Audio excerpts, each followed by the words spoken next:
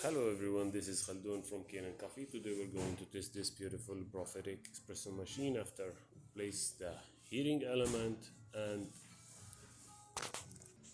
the relay. So let's go ahead test it and make espresso shot on it.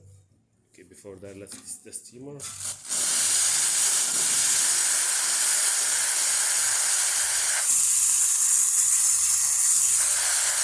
Works perfect. And the hot water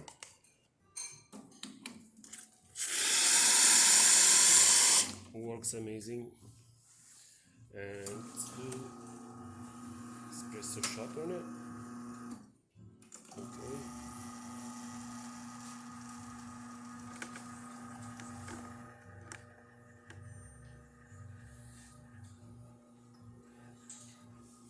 I used really fine ground.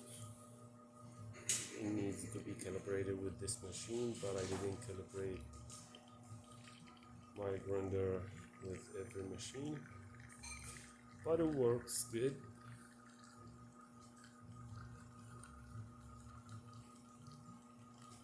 And I believe this machine brewing a great espresso shot.